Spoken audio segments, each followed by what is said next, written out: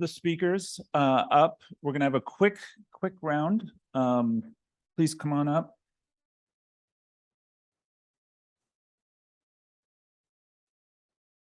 And we just have a little bit of time here. There should be handhelds that we can share.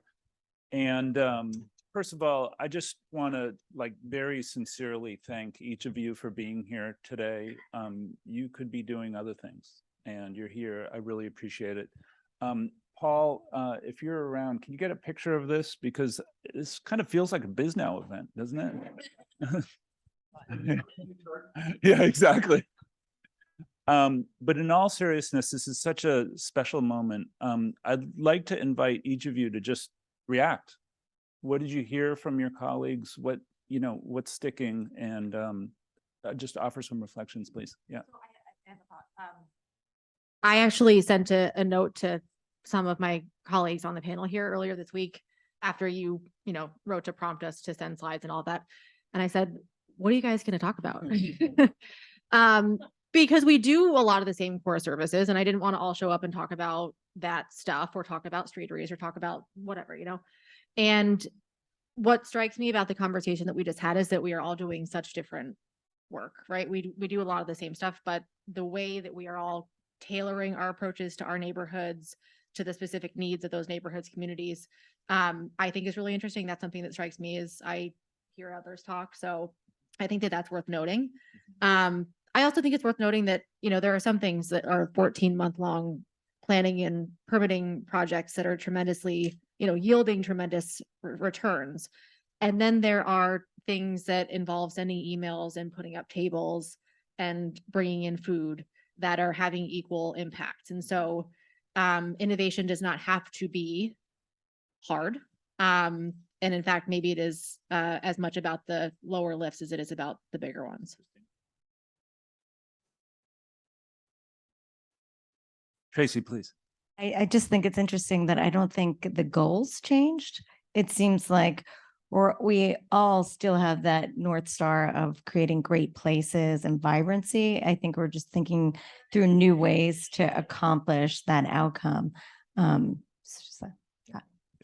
Just building on that, I think that one of the most interesting things that comes out of all this is that we're managing small places, relatively small places, and cities take a one-size-fits-all approach often, and place management organizations can really do local thinking about what's the problem that we have locally in this one neighborhood with very prescribed boundaries, and what can we do to add value or solve the problems. So although all of us had the same pandemic problem, the things that we were facing within our own patch, were quite different, and the solutions that we came up with were different.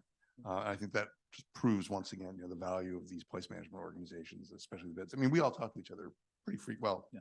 Tracy doesn't come to our stuff, but yeah, we should invite her because she does really interesting stuff. But the bid counts, there are 11 of us.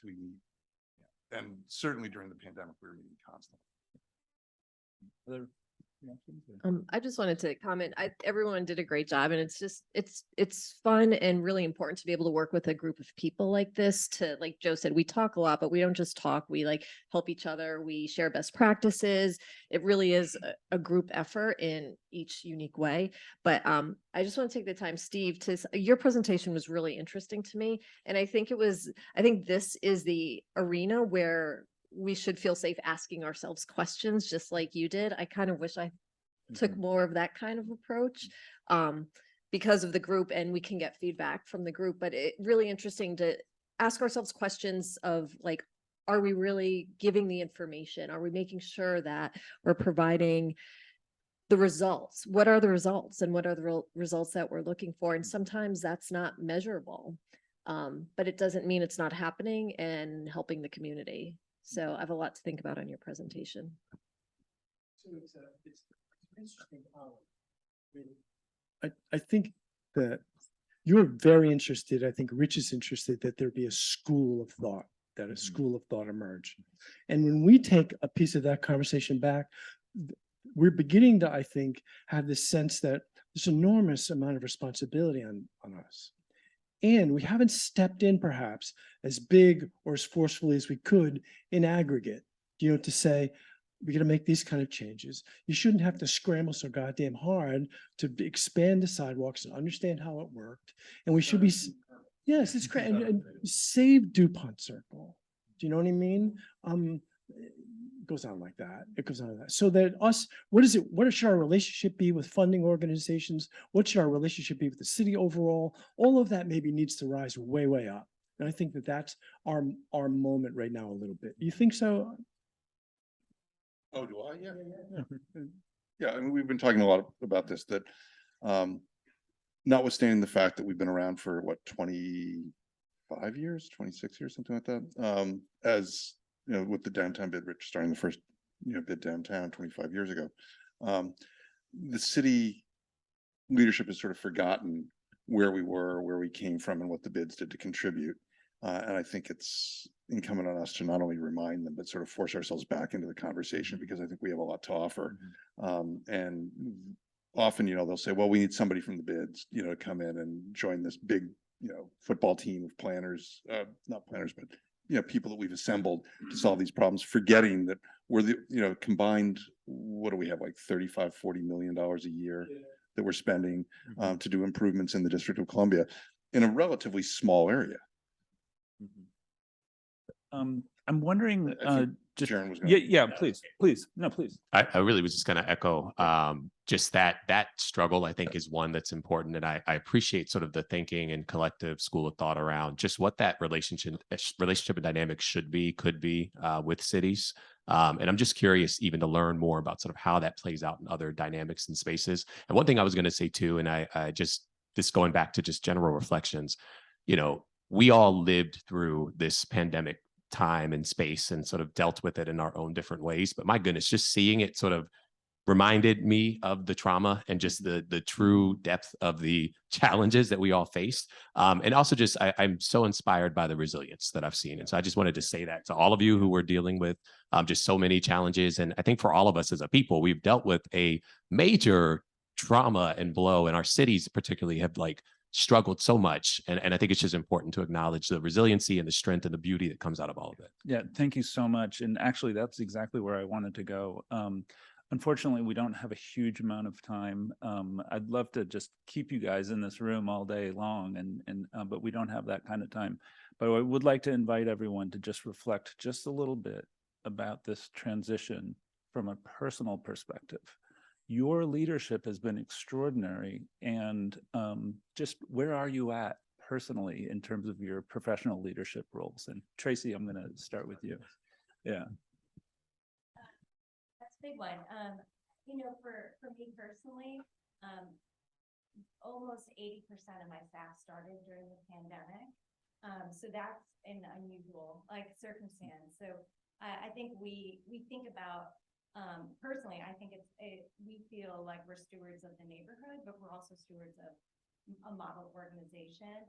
So how do you, I think I'm simultaneously thinking about the journey it is to evolve our work, but also for us in a growing organization and the unique challenges of the pandemic is, for me, the thing I feel most proud of is the team that I built during that time and the kind of conversations and culture that we've cultivated. And so that's something I hope in the post-pandemic era, as we're in person more, that's something that can continue to grow and evolve in concert with them. That's great. Okay, so this is a safe space, right? It is, but we are being And what recorded. happens here Darren, stays we are being recorded. Good to know. Okay, thanks for that warning. I won't say everything I was going to say. It's safe, but it's being recorded. No, That's right. That's right. No, on a really serious note, I feel like, so depending on the day of the week and depending on what meeting I have, I feel that sometimes I am sitting around the table and it feels like we are going down this death spiral of gloom, right? Where everyone is just like, the entire world and way we think about downtown is imploding and there is no tomorrow, right? So you have that extreme, and there are people who I think really embody that and are fearful right now for the future.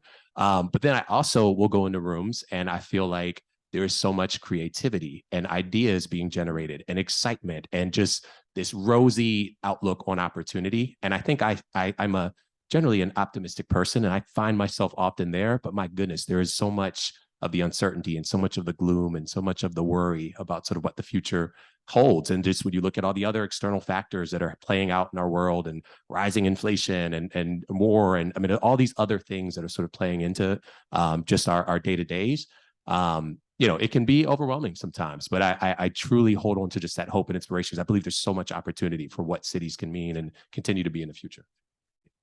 What he said. I've been at my job 10 years.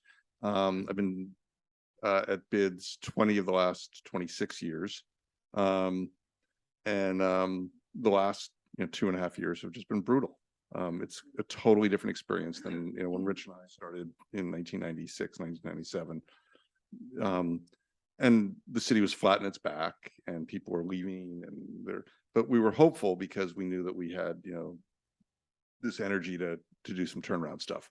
So I took the summer off. I took a little mini sabbatical just to sort of get my head back after just crazy 2.5 years of 60-hour weeks. And I came back into an environment similar to what Jaren is talking about, where unlike Tracy, we didn't lose any staff really during the pandemic at all. We kept our team in place.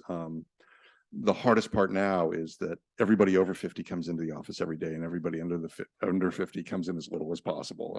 We require 3 days a week, but if they leave a little early, on Thursday afternoon because the weekend's starting, they're still working hard, but we've lost that cohesiveness and momentum. And I'm trying to figure out a way to bring that back without pissing everybody off and saying, well, I can work remotely for the Southwest bit.